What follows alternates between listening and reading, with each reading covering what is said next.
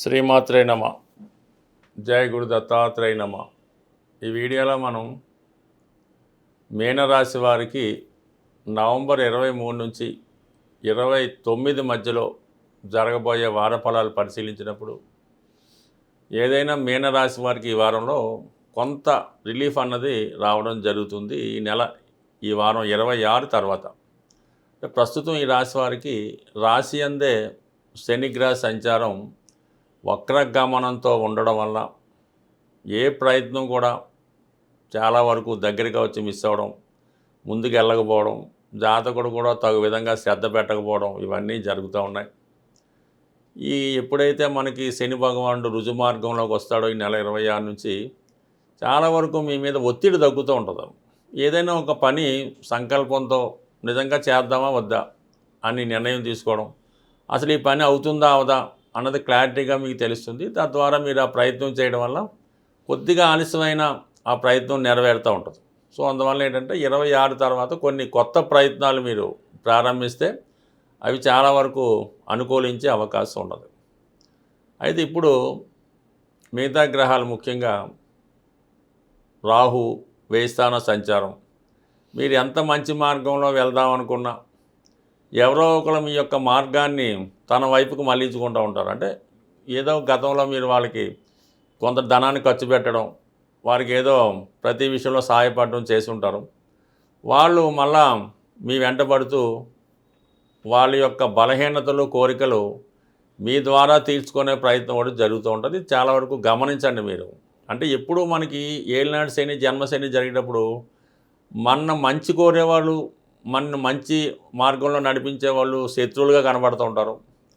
మనల్ని వక్ర మార్గంలో నడిపించేవారు, వ్యసనాల వైపు మళ్లించేవాళ్ళు చాలా మంచి వాళ్ళుగా కనబడుతూ ఉంటారు. అంటే ఫ్రెండ్స్ రూపంలో వచ్చి మిమ్మల్ని అధోగతి పాలు చేయడం జరుగుతూ ఉంటుంది. ఇది ఎంత తొందరగా మీరు దాన్ని అబ్జర్వ్ చేసుకుంటే అంత మంచిది.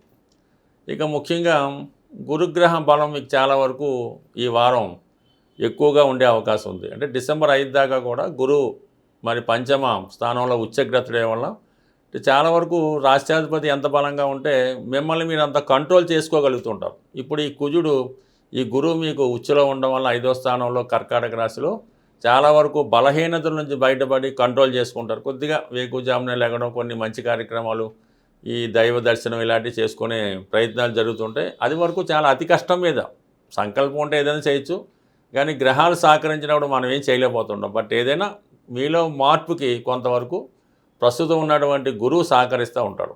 మిగతా గ్రహాలు రవి 9వ స్థాన సంచారం వల్ల చాలా వరకు పిల్లల యొక్క అభివృద్ధి మీకు చాలా ఆనందాన్ని కలిగిస్తూ ఉంటుంది. ఏదో ఒక శుభవార్త సంతాన రూపంలో మీరు వింటారు. అలాగే మీ కుటుంబంలో ఒకరికి ఏదో గుర్తింపు రావడం వల్ల అది మీకు కొంతవరకు ఆనందాన్ని కలిగించే అవకాశం ఉన్నది. అలాగే అనుకోకుండా కొన్ని దూర ప్రాంత ప్రయాణాలు చేయడం జరుగుతుంది. అలాగే ఫర్ ది సేమ్ టైం మీ కుటుంబంలో మీ తండ్రి గారికి కానీ పెద్దవారికి కానీ హెల్త్ ప్రాబ్లం రావడం వల్ల అదొక మానసిక అశాంతికి కారణం అవుతూ ఉంటుంది. ఎస్పెషల్లీ కుజుడు ధనాధిపతిగా భాగ్యస్థానం వల్ల కంప్లీట్గా కుటుంబ విషయాలు మీకు అనుకూలంగా ఉంటాయి. మీరు ఏ విధంగా ఉన్నా కుటుంబ సభ్యులు మీకు ఏదో విధంగా సపోర్ట్ చేయాలనే ప్రయత్నం చేస్తూ ఉంటారు. భూములపైన స్థిరాస్తులపైన ఆదాయం లభిస్తూ ఉంటుంది. అలాగే మీ యొక్క వాక్చాతుర్యంతో అనుకున్నది సాధిస్తారు.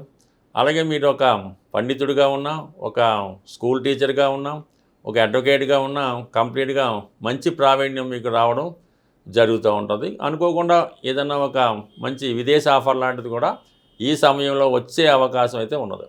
దాంతోపాటుగా ఈ బుధగ్రహం, ఈ రవి బుధులు, ఈ బుధాదిత్య యోగ ప్రభావం వల్ల విద్యార్థులు కొంత ఆలోచన శక్తి పెరుగుతూ ఉంటుంది, జ్ఞాపక శక్తి పెరుగుతూ ఉంటుంది.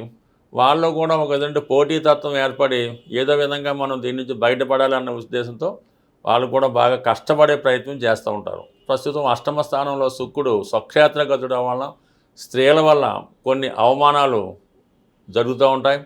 ఏదైనా మీరు చేయకుండా చేశారనే సంకల్పంతో మీ మీద కొన్ని నిందలు కూడా వచ్చే అవకాశం ఉంది. కాబట్టి ఎట్టి పరిస్థితుల్లో కూడా ఈ రాశివారు స్త్రీల విషయంలో చాలా జాగ్రత్తగా ఉండవలసి ఉంటుంది. బట్ ఏదైనా 26 తర్వాత శుక్రగ్రహం కూడా భాగ్యస్థానంలోకి రావడం వల్ల అప్పుడు మీరు కుటుంబ సమేతంగా ఏదైనా ఒక పుణ్యక్షేత్రం కానీ, ఒక వివాహ వేడుక కానీ దర్శించే అవకాశం అయితే ఉంటుంది. మీ చుట్టూ ఎంత సంతోషంగా ఎంత సరదాగా ఉన్నా మీరు మట్టుకు ఏదో ఒక కోల్పోయిన వ్యక్తిగా, ఏదో ఒక మనోవిచారంతో నిరంతరం బాధపడుతూ ఉంటుంటారు. ఎప్పుడూ కూడా అదృష్టం అన్నది ఈ మనోవిచారంతో బాధలతో ఉన్నవాడి దగ్గరికి రాదు కాబట్టి సాధ్యమైనంత వరకు సంతోషంగా ఉండే ప్రయత్నం చేయండి. మీ చుట్టుపక్కల వారితో పాటు మీరు కూడా సంతోషంగా ఉంటూ వాళ్ళని కూడా సంతోష పెట్టడం వల్ల మీకు కూడా ఒక ఎదుటి లక్ష్మీ కటాక్షం ఈ సమయంలో జరిగే అవకాశం ఉంది. ఇంకా సంపూర్ణ బలం కోసం కంప్లీట్గా మీరు ఏదైనా సూర్యోదయానికి ముందే లెగిసి సూర్య నమస్కారం చేసుకొని ఆదిత్య హృదయం చదువుకుంటూ మధ్యాహ్నం పూట నిద్రపోకుండా రాత్రి తొందరగా పడుకుని ఉదయమే మేల్కొని మీ యొక్క దైవం సంబంధించిన కార్యక్రమాలు ఎక్కువగా విష్ణు సహస్రనామ పారాయణ వల్ల సంపూర్ణంగా మీరు అన్ని చికాకుల నుంచి బయటపడి సంపూర్ణ విజయాన్ని పొందే అవకాశం ఉంటుంది. ఏదైనా మనం మార్గశిర మాసంలోకి ప్రవేశించాం, ఎంత గొప్ప ఆర్థికపరమైనటువంటి ఇబ్బందుల్లో ఉన్నవాళ్ళైనా దాని నుంచి బయటపడడానికి ఒక సులభమైనటువంటి మార్గం కేవలం ఈ మార్గశిర మాసంలో ఉండడం జరుగుతూ ఉంటుంది. మార్గశిర మాసంలో వచ్చే గురువారాలు అంటే కొన్ని ప్రాంతాల్లో లక్షవారం అని కూడా అంటుంటారు. మీరు లక్షవారం రోజు ఇది స్త్రీలు పురుషులు కూడా ఆచరించవచ్చు. చక్కగా శుచిగా శుభ్రంగా మీరు మీ పూజా మందిరాన్ని కానీ ఒక శుభ్రమైనటువంటి ప్లేస్ని కానీ ఎన్నుకొని శుభ్రంగా ఒక పీటని అందంగా అలంకరించి దాని మీద కొద్దిగా బియ్యం పరిచి దాని మీద ఒక కలశం పెట్టవలసి ఉంటుంది. ఈ కలశం అన్నది స్టీల్దైతే మాత్రం వద్దు. మీరు ఏదైనా మట్టిదన్నా పెట్టుకోండి, ఇత్తడిదన్నా పెట్టుకోండి, వెండిదన్నా పెట్టుకోండి, కానీ స్టీల్ పాత్ర కాకుండా ఒక మంచి పాత్ర అంటే కలశం లాంటిది పెట్టుకొని అందులో శుభ్రమైనటువంటి వాటర్ గంగాజలం లేదంటే మినరల్ వాటర్ పోసి అందులో కొద్దిగా పసుపు వేసి ఒక పగడం, ఒక ముత్యం, ఒక వెండి నాణ్యం, ఒక బంగారు నాణ్యం కానీ వస్తువు కానీ ఉంగరం కానీ ఏదో ఒకటి, అలాగే ఏదో కాపర్ కాయిన్ అంటే మొత్తం 5 రకాలు అందులో వేయవలసి ఉంటుంది. ఇవి 5 కూడా అందులో వేసి అలాగే 5 రకాలు ఫలాన్నిచ్చే ఆకులు అంటే మామిడాకు, సీతాఫలం ఆకు ఇటువంటివి 5 అందులో కలశంలో వేసి దానిపైన ఒక మంచి కొబ్బరికాయ, మంచి మొదటిది కొబ్బరికాయను కూడా బాగా అలంకరించి కొబ్బరికాయ పెట్టి అది అమ్మవారి రూపంగా మీరు దాన్ని అనుకొని లక్ష్మీ స్తోత్రాన్ని అంటే లక్ష్మీ అష్టోత్తరం అంటే విష్ణు సహస్రనామంతో కలిసి ఉంటుంది. ఆ లక్ష్మీ స్తోత్రాన్ని చదవడం వల్ల వీలైతే 3 సార్లు భక్తి శ్రద్ధలతో చదివి అమ్మవారికి పాయసం నైవేద్యం పెట్టవలసి ఉంటుంది. అంత ఓపిక లేనివారు చక్కగా ఒక ఎండి గ్లాసులో పాల్లో ఒక పంచదార కానీ బెల్లం మొక్క కానీ ఒక ఏలక్కాయ వేసి అది నైవేద్యంగా పెట్టి భక్తి శ్రద్ధలతో ఈ లక్ష్మీ అష్టోత్తర పారాయణ చేయవలసి ఉంటుంది.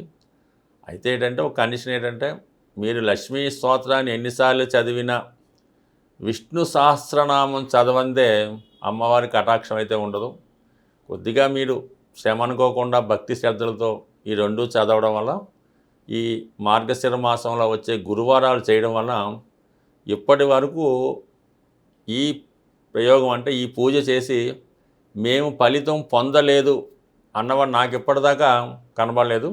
ఇంచుమించుగా ప్రతి సంవత్సరం ఎన్నో మంది అంటే ఇంకా విధి విధానం చాలా ఉంటుంది. ఇది ఒక సింపుల్ మెథడ్. దీన్ని విధి విధానంగా ఆచరించడం వల్ల కంపల్సరీగా మీకు ఉన్నటువంటి ఆర్థికపరమైనటువంటి సమస్యలు తగ్గితే చాలా శుచిగా ఉండవలసి ఉంటుందన్నమాట. ఇప్పుడు అమ్మవారికి ఎస్పెషల్లీ లక్ష్మీ అమ్మవారికి చాలా శుచిగా ఉండాలి. ఎటువంటి మైల అంటూ అటువంటి తగలకూడదు. దాని పక్కన చుట్టూ చెత్త చెదారం వేయకుండా పర్టికులర్గా కుదిరితేనే మీ ఇంట్లో ఈ ప్రయోగం అన్నది చేయవలసి ఉంటుంది. కొన్ని ఇళ్లలో కుదరకపోవచ్చు. అటువంటి వాళ్ళు ఏదైనా ఒక నిశ్చలమైనటువంటి ప్రదేశంలో ఏ గోశాలలోనో అలా చేసుకోవాలి తప్ప ఈ క్లమ్జీగా గత్తరగా ఉన్నటువంటి ఇళ్లలో చేయడం వల్ల అదృష్టానికి బదులు మరేదో వచ్చే అవకాశం ఉంది. కాబట్టి జాగ్రత్తగా చేసుకోండి. ఇవన్నీ చేయలేని వారు ఈ మాసం అంతా కూడా విష్ణు దేవాలయాన్ని సందర్శించడం వల్ల చాలా వరకు మీరు అనుకున్నది 100% జరిగే అవకాశం ఉంది. స్వస్తి.